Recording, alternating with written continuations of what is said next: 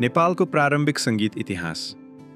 नेपालको सङ्गीत इतिहास दक्षिण एसियामै अत्यन्त पुरानो मानिन्छ र यो देशको धार्मिक जीवन, सामाजिक संरचना तथा जातीय विविधतासँग घनिष्ठ रूपमा जोडिएको छ। आधुनिक रेकर्डिङ वा लिखित सङ्गीत लिपि अस्तित्वमा आउनुभन्दा धेरै पहिलेदेखि नै नेपालमा सङ्गीत दैनिक जीवन, संस्कार, पूजा अनुष्ठान र चाडपर्वको स्वाभाविक अङ्गका रूपमा विकसित हुँदै आएको थियो। प्रारम्भिक नेपाली सङ्गीत मुख्यतः मौखिक परम्परामा आधारित थियो, अर्थात् सङ्गीत लेखेर होइन, सुनेर र अभ्यास गरेर सिकाइन्थ्यो। प्राचीन तथा धार्मिक उत्पत्ति। प्राचीन कालमा नेपालको सङ्गीत हिन्दू र बौद्ध धार्मिक अभ्यासबाट विकसित भएको देखिन्छ। वेदका मन्त्र, स्तोत्र, भजन, जप तथा अनुष्ठानिक गीतहरू मन्दिर र पवित्र स्थलहरूमा गाइन्थे। यस्ता सङ्गीतले देवदेवीलाई प्रसन्न पार्ने र आध्यात्मिक शान्ति ल्याउने विश्वास गरिन्थ्यो।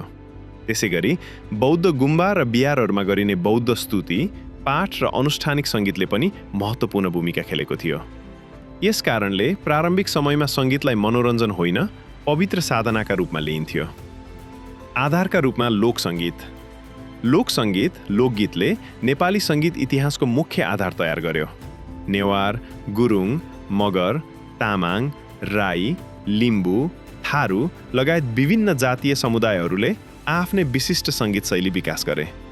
यी गीतहरू खेतीपाती गर्दा, चाडपर्वमा, विवाह, जन्म, मृत्यु तथा ऋतु परिवर्तनका अवसरमा गाइन्थे।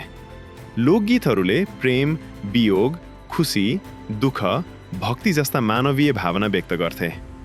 यस समयमा मादल, सारङ्गी, ढम्फु, बाँसुरी, टुङ्ना, ढोल, झ्याली जस्ता परम्परागत वाद्यवादन व्यापक रूपमा प्रयोगमा थिए।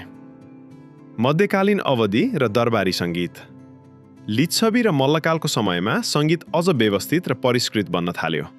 राजा तथा दरबारहरूले गायक, वादक र नर्तकहरूलाई संरक्षण दिए।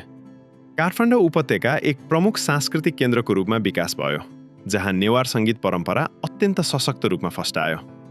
यस समयको एक महत्त्वपूर्ण सङ्गीत परम्परा धाफा सङ्गीत हो, जुन राग र तालमा आधारित सामूहिक भक्ति सङ्गीत हो। त्यस्तै अर्को महत्त्वपूर्ण धुन मालश्री धुन हो, जुन पछि दशैँ पर्वसँग जोडिन पुग्यो। यस कालमा सङ्गीत नृत्य, नाटक र धार्मिक उत्सवहरूसँग गहिरो रूपमा सम्बन्धित थियो। सामाजिक तथा सांस्कृतिक भूमिका। प्रारम्भिक नेपाली समाजमा सङ्गीतको उद्देश्य सामूहिक र सामाजिक थियो। यसले सामाजिक एकता बलियो बनायो, इतिहास र परम्परालाई सुरक्षित राख्यो र नैतिक मूल्यहरू पुस्तान्तरण गर्यो। सङ्गीत केवल पेशेवर कलाकारहरूले मात्र होइन, साधारण जनताले पनि सामूहिक रूपमा प्रस्तुत गर्थे। त्यस समय कुनै व्यावसायिक सङ्गीतको अवधारणा थिएन। सङ्गीत समुदायको साझा सम्पत्ति थियो। आधुनिकतर्फको सङ्क्रमण। 20औं शताब्दी अघि नेपालमा कुनै औपचारिक सङ्गीत उद्योग थिएन, तर लोक र शास्त्रीय सङ्गीतले एउटा दृढ आधार तयार गरिसकेको थियो। पछि जब आधुनिक प्रभाव, रेडियो र रेकर्डिङ प्रविधि नेपालमा प्रवेश गरे, ती सबै यिनै प्राचीन सङ्गीत परम्परामाथि आधारित भएर विकसित भए। निष्कर्ष।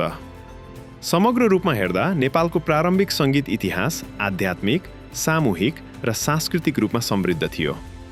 यो धार्मिक अनुष्ठान र लोकजीवनबाट स्वाभाविक रूपमा विकसित भयो र भौगोलिक बनावट तथा जातीय विविधताले यसलाई अझ समृद्ध बनायो।